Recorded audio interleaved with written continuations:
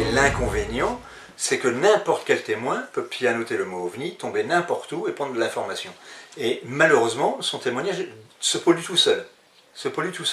Avant, il n'y avait pas ça. Il y avait la presse éventuellement qui relayait l'information, l'enquêteur qui allait, et voilà. S'il y avait des formations, c'est souvent l'enquêteur qui faisait la déformation. Et ça, on peut en parler, des Tirode et compagnie, par exemple. Tirode, c'est une observation, je vous rappelle, de Thésée, une observation qui dure 5 heures, qui en réalité n'est qu'une succession de petites choses comme ça. Et il en fait un vaisseau extraordinaire comme ça. Bon, c'était un conteur absolument remarquable, quelqu'un de talentueux, quelqu'un de charmant, qu'il fallait rencontrer. Comme Jimmy Dieu d'ailleurs. Voilà. Mais quand toi tu es lecteur et que tu prends la revue et que tu lis l'immense vaisseau de Thésée, tu es dedans, tu imagines l'immense vaisseau de Thésée. Il n'y a pas de problème. Et ça a fait du mal, mais c'est un mal qui était resté limité. Aujourd'hui avec Internet, c'est plus du tout la même chose. C'est que même un témoin qui s'investit trop, il n'y a rien de pire qu'un témoin qui s'investit, je tiens à le répéter, il va trouver des similitudes partout à son observation. Et lorsque toi tu passes derrière, tu fais une enquête, tu arrives à lui démontrer par A plus B que c'est un avion ou que c'est une lanterne de taille, on va rester simple. On va encore dérouler les sceptiques, ils expliquent que par ça, je m'en fous. Je prends un truc simple, ou des histoires de laser, parce que là aussi je pourrais en raconter là-dessus. Le témoin il ne va pas vous croire. Il ne peut pas vous croire parce qu'il a lu qu'un autre témoin a vu ça et puis on lui a dit que ce n'était pas des lasers. Parce qu'on lui a dit que ce n'était pas des lasers. Donc le sceptique devient l'empêcheur de tourner en rond. Il faut l'enlever du dialogue. Voilà, c'est pour voilà, ça c'est tout. Alors que c'est pas ça du tout. Le sceptique à l'origine, c'est quoi? C'est quelqu'un qui prend, d'ailleurs il est pas ufologue, c'est-à-dire qu'il s'intéresse au phénomène, il essaye de comprendre ce qu'il a vu, s'il explique, il explique, s'il peut pas, il peut pas. Ça s'arrête là. Le sceptique n'a pas d'hypothèse. Mais à partir du moment que tu n'as pas d'hypothèse, c'est que tu n'es pas bon. Il faut que tu sois pro-Gaïa, il faut que tu sois extraterrestre, que tu sois intraterrestre, que tu sois gnome, que tu sois ce que tu veux. Non, on n'a aucune hypothèse, ça s'explique ou ça ne s'explique pas. Parce que de toute manière, l'hypothèse qu'elle soit intraterrestre, extraterrestre, je ne peux pas la prouver. Et ça, les tenants-croyants arrivent à le comprendre, mais ce que j'appelle moi maintenant, les tenants-croyants extrémistes, ceux qui connaissent tout, qui savent tout, ces gens-là n'y connaissent rien. Moi je le dis en face, ils n'y connaissent rien. Ils ne connaissent pas en réalité. Et ils font plus de mal à l'ufologie qu'un sceptique aurait pu le faire, à la limite. Moi j'ai rien contre, je veux dire, à la limite, laissons-les faire. Voilà, c'est ça. Si on voulait que l'ufologie se casse la gueule, on ne réagirait pas. Et je te garantis qu'avec des gens comme ça, qui n'ont pas grand-chose là-haut, je suis désolé. Je me dis que là, il faut le laisser faire et l'ufologie coule tout seul. C'est tout ce que je vais leur dire. Alors justement, depuis un moment, donc, on parle d'ufologie. Alors qu'est-ce que vous pensez effectivement du fait que le mot est utilisé avec la précision suivante, qui ne fait pas d'ufologie? C'est ridicule. Les repas ufologiques qui ne font pas d'ufologie, ou le site ufologie est mis au point, qui n'est pas là pour traiter d'ufologie. Il faut leur demander ce qu'ils veulent dire par là. Ils ne font pas d'ufologie, c'est-à-dire. Moi, il faut qu'ils expliquent ça. Ils ont peut-être raison, mais qu'ils l'expliquent alors. Moi, j'ai pas d'explication. Michel? Moi, j'en cherche pas. Qu'est-ce que je vais pas chercher d'explication à des choses comme ça? C'est des trucs sans intérêt. Et prétendre qu'on ait un truc ufologie qui fait pas d'ufologie. C'est un peu comme, je sais pas moi, un mécanicien qui fait garage automobile mais qui répare pas les voitures. La question posée comme ça me paraît un peu, ridicule, mais il a peut-être une raison. C'est à lui de la développer. On peut pas avoir deux raisons d'être ridicule, ou alors c'est du suicide. Moi je prends par exemple, tu parles de repas ufologiques. Je sais pas, moi quand j'ai connu les repas ufologiques, mais ça remonte c'était du temps de Gérard Lebas. Avant la disparition des dinosaures. C'était de Gérard Lebas, ça c'était les véritables repas ufologiques, ça. Mais avant, non, les véritables repas ufologiques, c'est pas du tout ça. Ah, c'était avant Gérard Lebas. C'était des réunions. Ça n'a rien à voir. Les repas ufologiques que moi j'ai connus et auxquels j'ai participé, autour de la table, et il y avait une table, autour de la table, il n'y avait que des ufologues, mais qui bougeaient leur cul. Voilà, tout à fait. Des chercheurs, il n'y avait pas de public. Il pouvait y avoir autour de la table des gens aussi disparates que... je sais pas, moi j'ai vu des tablés, il y avait Randy, il y avait Pierre Lagrange, il y avait Thierry Pinvédic, il y avait Claude Mauger, il y avait Gilles Gersan, etc. Tout à fait. on a fait Charbonnier. ou Charbonnier, oui, bien sûr. Et puis même Gérard Lebas, c'est arrivé qu'on l'a eu autour de la table. Et par la suite, année après année, il y a eu par exemple, il est arrivé Thierry Rocher, est arrivé Gilles Durand, est arrivé Ronald Juillet, il y a des tas de gens comme ça. Et à chaque fois qu'il y en a un qui passait sur Paris, et en général c'était Thierry Pinvidi qui organisait ça, à chaque fois qu'il y avait un ufologue plus ou moins éloigné qui passait, comme Eduardo Rosso, voilà, Eduardo Rosso venait sur Paris par exemple, c'est là que je l'ai rencontré pour la première fois. Alors, il y avait une réunion qui était organisée, une espèce de mini-conférence dans une salle de l'IRAM par exemple, je ne sais plus, ou de l'ISIA, j'en sais plus rien. Et après on allait tous manger ensemble. Bon, les repas ufologiques, c'était des gens qui avaient des travaux en cours. C'était pas, il n'y avait pas de cotisation, il n'y avait pas d'association. Ce n'était que des individualités. Et puis il y avait du projet. Mais il y avait des travaux en cours, il y a des projets communs. Il y a des projets qui étaient suivis pendant des années, qui étaient. Des choses qui voilà, c'est pas des choses qu'on lançait en l'air comme ça. Des choses qu'on durait. Bon, il se trouve que, même en ayant quitté l'ufologie pendant 30 ans, il y a des tas de ces gens avec qui je suis resté en relation toutes ces années-là. Et j'en ai perdu de vue et j'en ai retrouvé. Et puis voilà quoi. Bon, là aujourd'hui il se trouve que je retrouve tout le monde, c'est bien. Par contre, je retrouve des gens que j'aurais préféré éviter. C'est bon. Mais ça, on peut pas. C'est comme ça, c'est fait comme ça. Hein. Voilà. Bon. Je vais donc peut-être rester sur cette interrogation, puisque personnellement, moi je suis très surprise que le responsable des repas ufologiques, l'ex-responsable maintenant des repas ufologiques, dise que son association ne fait pas d'ufologie, mais que le but était que les témoins puissent discuter entre eux. Cependant, quand je vois qu'il y a des circuits organisés pour certains conférenciers, comme par exemple Thierry Jamin, avec... Bon, voilà, je veux bien.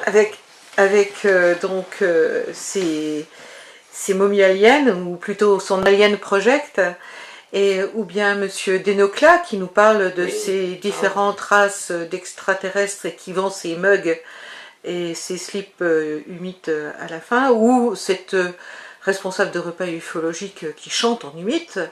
C'est bien. Ou encore, actuellement, j'ai vu qu'il y avait un repas parisien qui parlait, avec un conférencier qui parlait des enfants indigos, ou des enfants ou d'autres couleurs, cristal, je crois, j'ai entendu aussi, etc. Donc, pour moi, ça ne correspond pas à la définition de les repas ufologiques ne font pas d'ufologie, puisque effectivement, dans certains cas, comme pour le conférencier qui vient parler des enfants indigo ou des enfants cristal, ce n'est pas de l'ufologie, mais Alien Project, c'est de l'ufologie. Monsieur Denocla, avec les races d'extraterrestres, c'est de la théorie, ou de l'hypothèse plutôt, parce que ça me fait mal de dire théorie, parce qu'en fait, le mot théorie peut s'appliquer quand même à des gens qui ont vraiment des théories qui tiennent, mais là ce sont des hypothèses dignes de la science-fiction, donc ça me fait toujours un peu drôle de parler de théorie quand on a eu des théories de l'évolution, etc. C'était des choses qui étaient construites, mais là les théories, dites théories en matière d'extraterrestres ou de... Les abductés, etc. Les abductés, etc. Tout ça, ce sont des hypothèses dignes de la science-fiction, mais dangereuses. Parce qu'il y a des gens qui n'ont pas les ressources cognitives nécessaires pour avoir du recul par rapport à tout ce qu'on leur met dans la tête. C'est ce que je disais tout à l'heure. Voilà, c'est ce que j'ai dit aussi. Des gens, et il n'y a rien de pire qu'un témoin qui n'est pas arrivé à l'explication de ce qu'il a pu voir et qui devient ufologue. C'est ce que je disais moi, en plus des gens qui interviennent et qui n'ont pas de formation pour recueillir ce type de témoignage. Qu'ils soient vrais ou pas. Hein, voilà. On va même être extrêmement prudent et honnête, qu'ils aient été enlevés par des entités extraterrestres ou pas, nous ne sommes pas formés à recevoir ce type de témoignage. Ça peut être dangereux dans un sens comme dans l'autre.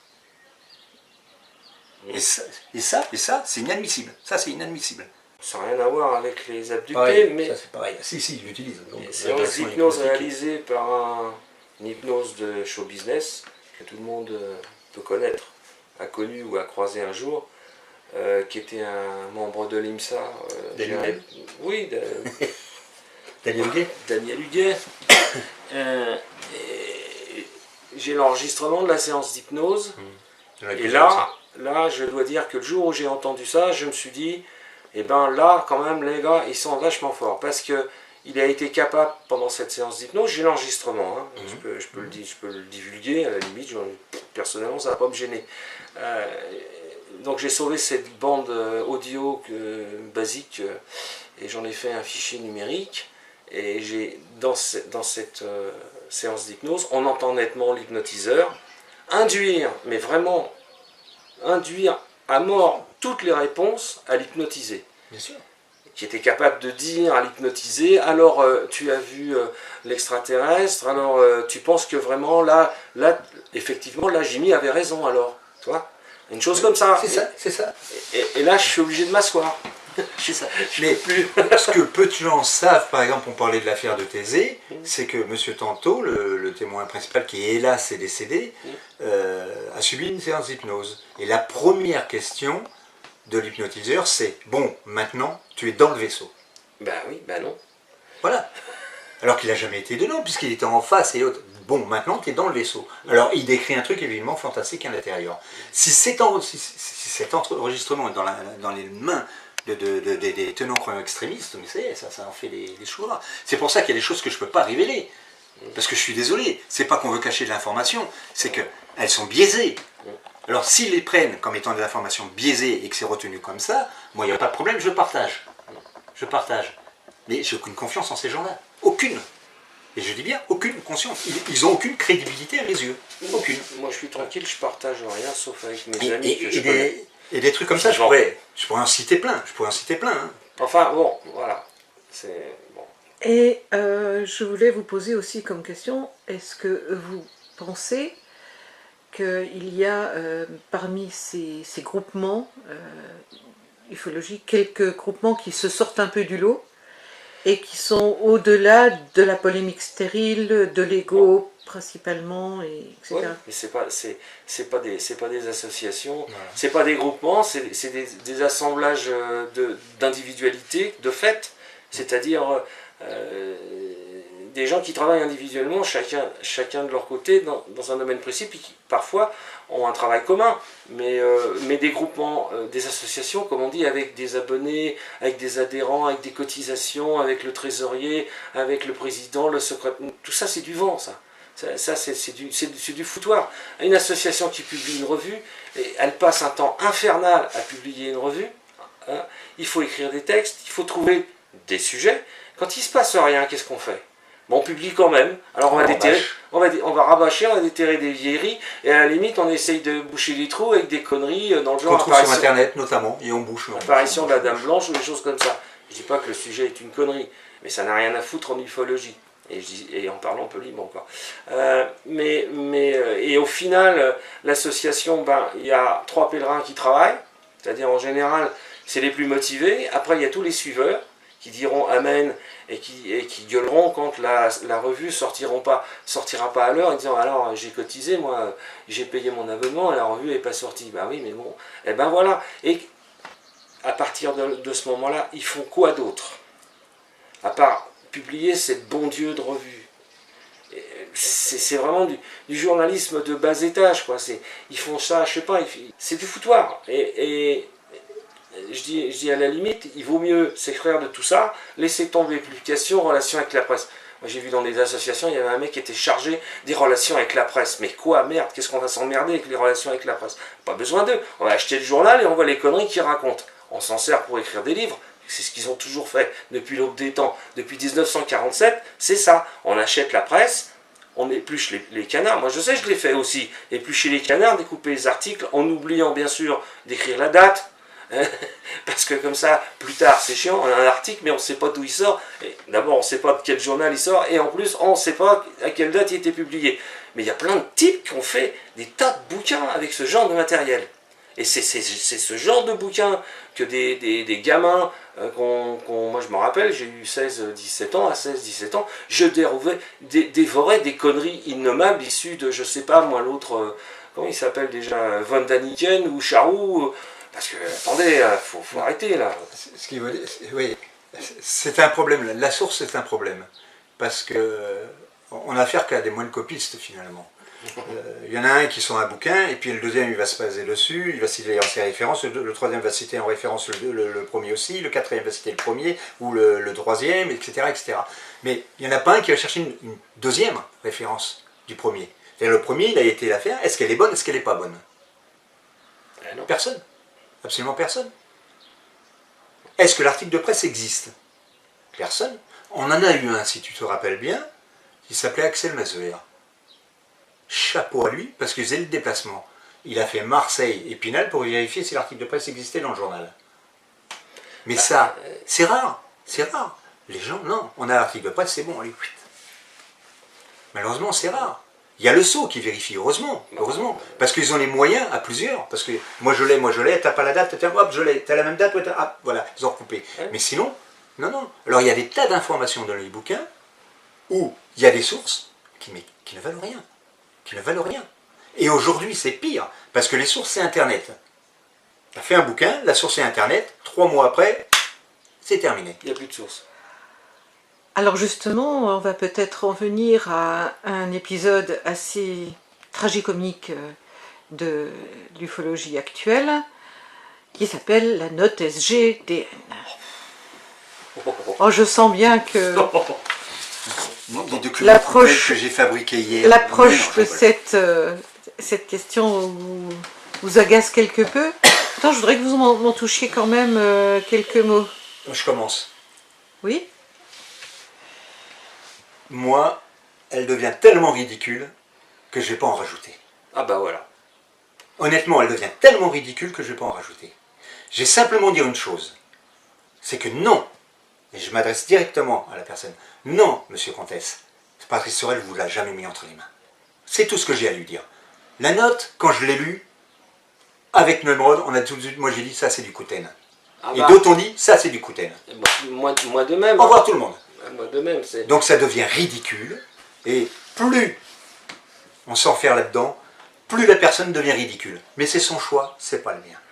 C'est pas le mien. Moi j'ai lu ça il y a longtemps, la note SGDN. Quand on a commencé à en parler, je ne sais plus quelle date.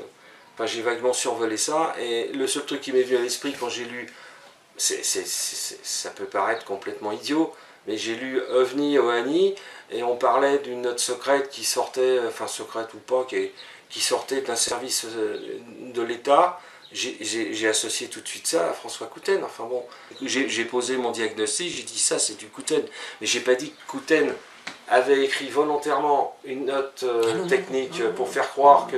Non, parce qu'il était capable de vous faire un speech pendant des heures. Moi, il m'a saoulé avec les ovnis Ohani. Il m'a saoulé. À chaque fois qu'il employait ce terme, ça me donnait des frissons parce que je trouvais ça d'un ridicule total, quoi.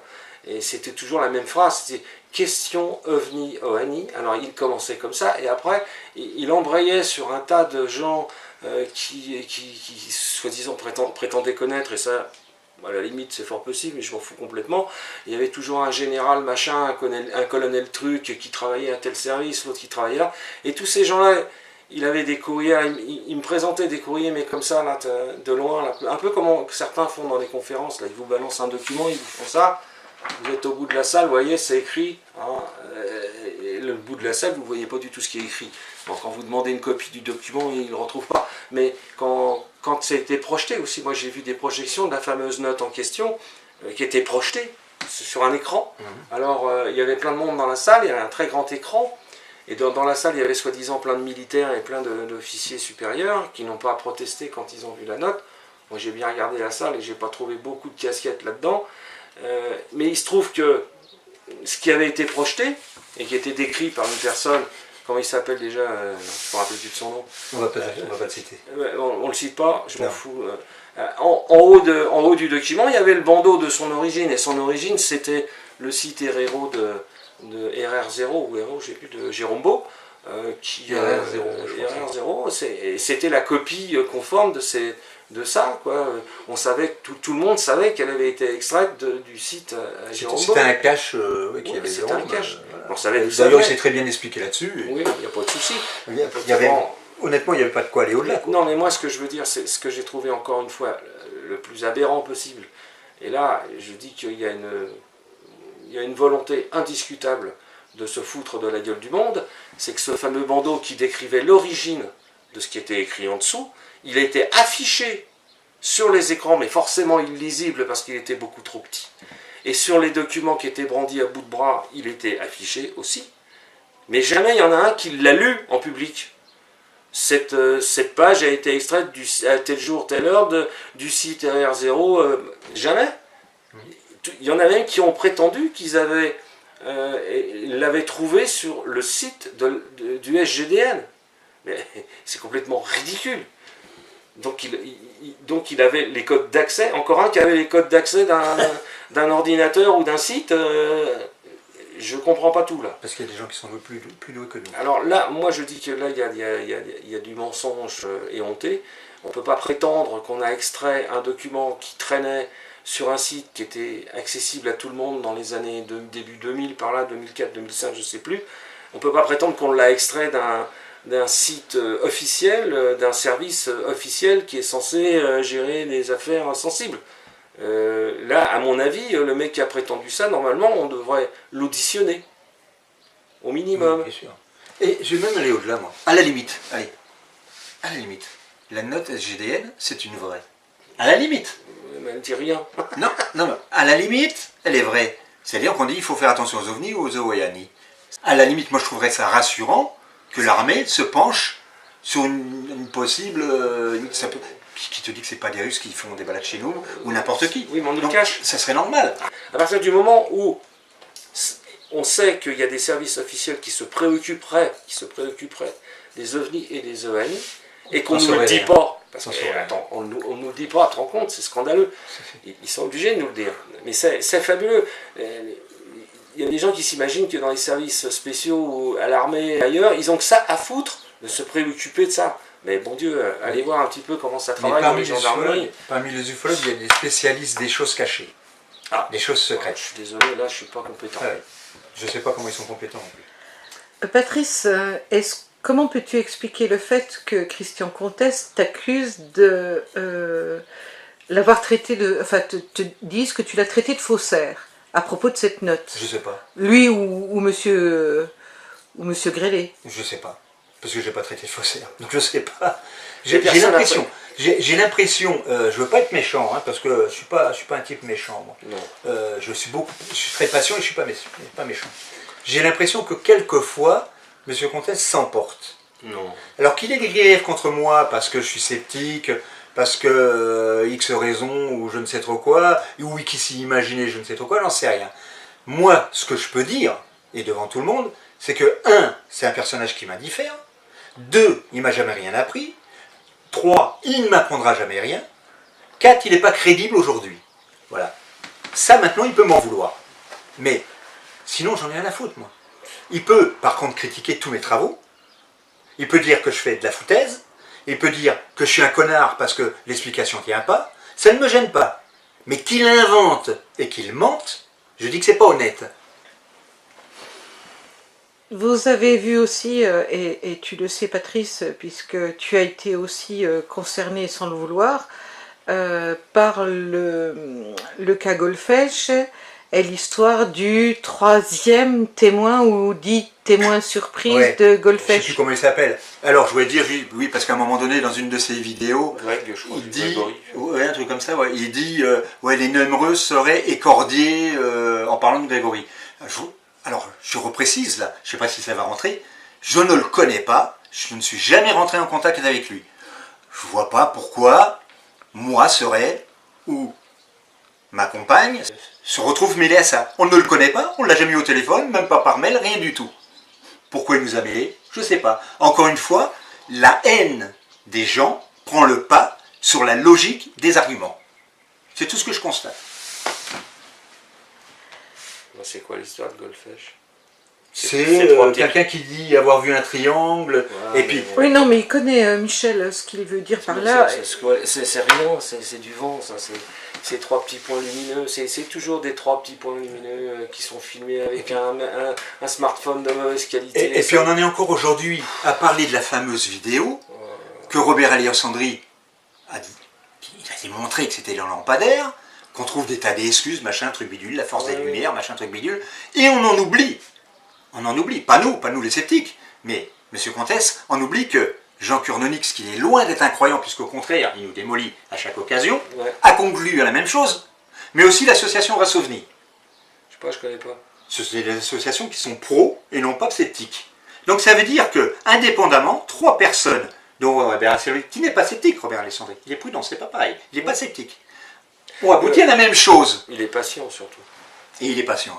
On va aboutir à la même chose. Mais on s'en prend à Robert Alliosandri, on oublie les 2 autres études qui aboutissent à la même chose. C'est quand même curieux ça. Il y a peut-être un syndrome quelque part à trouver, je sais pas. C'est comme ça, attends, il y a des choses qui fâchent, on n'en cause pas, c'est tout.